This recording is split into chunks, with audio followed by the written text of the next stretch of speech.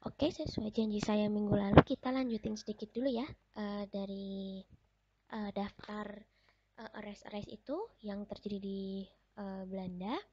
Lalu ini di Indonesia ya, masuk ke Indonesia. Di Indonesia, persoalan onreh mati hadat ini mengalami perkembangan dalam jurisprudensi dan berlaku juga terhadap seseorang, badan hukum maupun pemerintah di bidang publik maupun privat, berdasarkan hukum tertulis maupun tidak tertulis. Dua jurisprudensi yang telah disebutkan dalam contoh pembahasan perlindungan hukum di atas dapat dijadikan contoh. Dapat pula ditambahkan dengan putusan MA nomor 29111976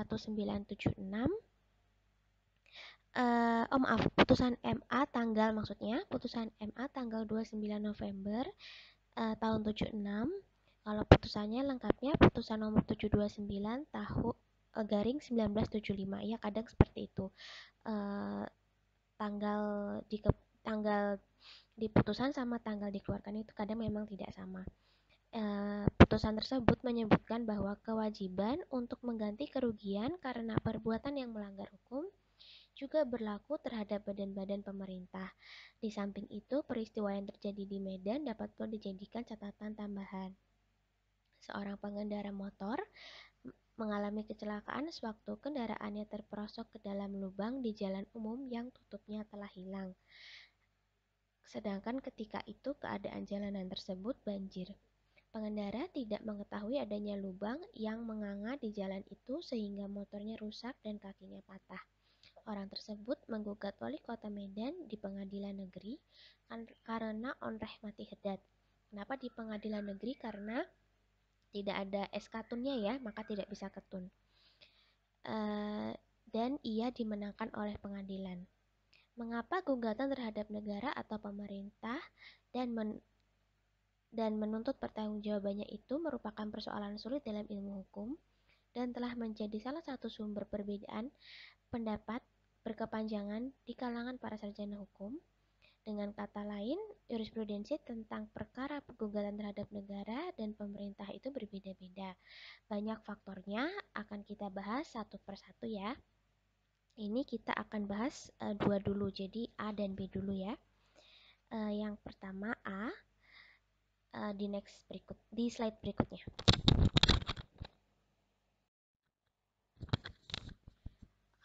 Oke, kita akan masuk ke faktor yang pertama, yaitu pergeseran konsep kedaulatan negara menjadi kedaulatan hukum.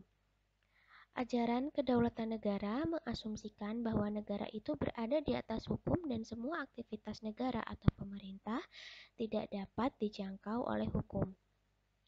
Implikasi lebih lanjutnya, hukum adalah buatan negara, atau dengan merujuk pada teorinya John Austin, JOHN, Austin biasa, yang menyebutkan bahwa hukum adalah perintah dari penguasa. Law is a command of the lawgiver. Perintah dari mereka yang memegang kekuasaan tertinggi, karena itu tidak logis, buatan itu menghakimi pembuatnya. Ajaran demikian cukup kuat pengaruhnya bagi sebagian orang, apalagi dengan adanya adagium, the king can do no wrong. Raja tidak mungkin salah.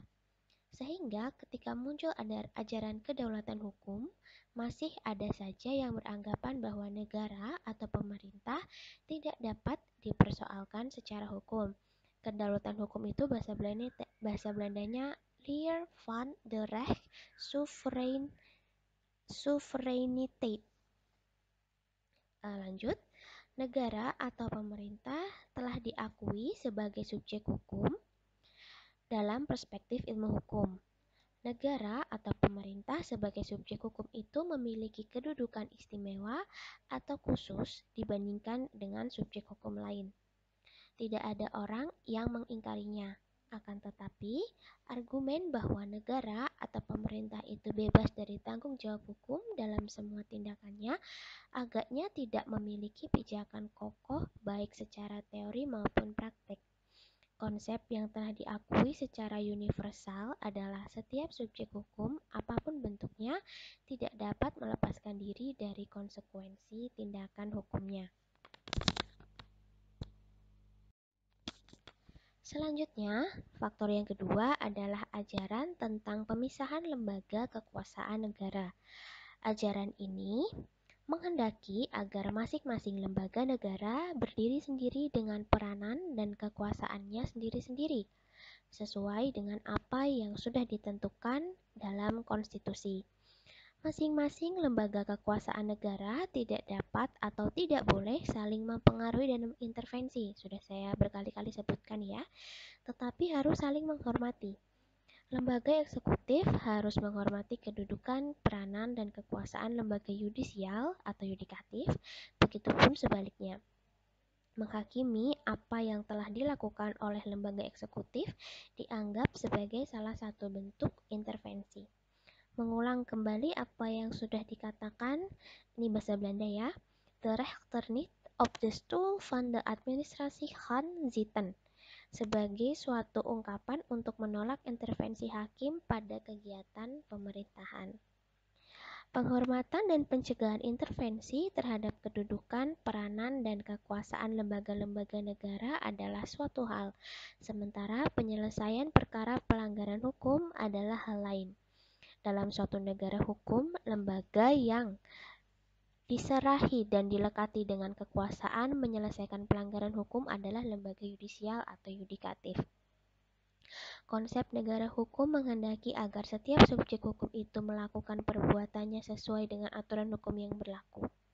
Setiap subjek hukum, tidak peduli orang, badan hukum, atau pemerintah, jika melanggar hukum dan menimbulkan kerugian, maka subjek hukum itu harus mengembalikan pada keadaan semula. Bahasa Belandanya herstel in de vorige toestand.